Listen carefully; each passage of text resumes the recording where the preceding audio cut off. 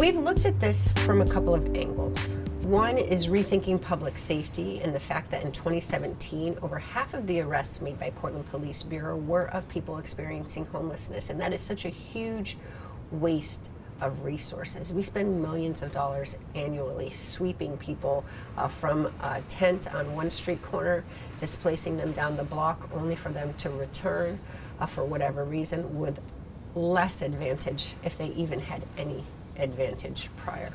So that is crippling for the people who are already experiencing some of the hardest conditions in the city.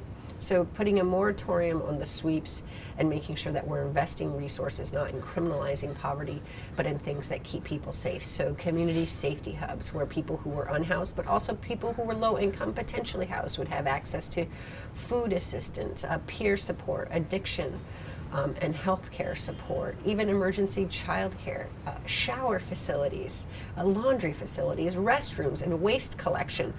The basics that any human needs to survive, we could be spending money on those things as opposed to criminalization of people in poverty. So that's just a very street level response.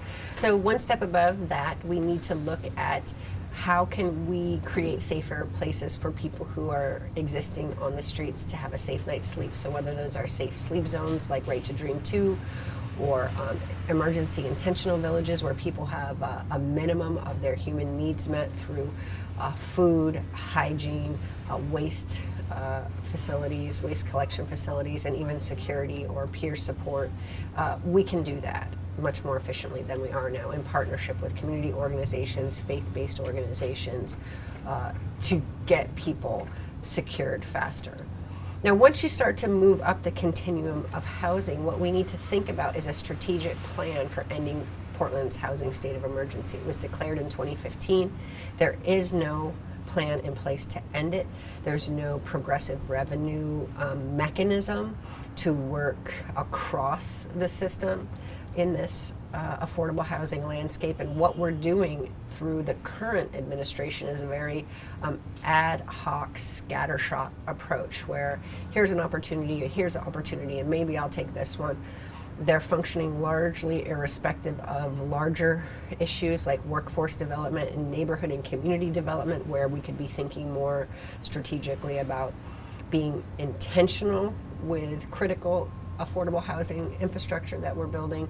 And it's also about streamlining the urban development process. So what I proposed are urban development innovation groups by keeping the urban development bureaus in my portfolio as Portland mayor, streamlining the building of affordable housing in our city. Right now, the costs of building in Portland are very high for a number of reasons, and making sure that those costs are working to the benefit of us all and that we're not robbing Peter to pay Paul is going to be important in future years. Ultimately, it's about not leaving good ideas off the table. Our mayor is a person who doesn't listen well and doesn't play well with others.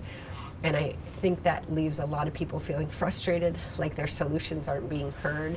And I'd like a lot more yes and. So yeah, let's pilot it, let's measure it, let's evaluate it. And if it works, we'll do more. And if it doesn't, then we won't do it again. But we really need to get to a yes and mindset when it comes to affordable housing provision.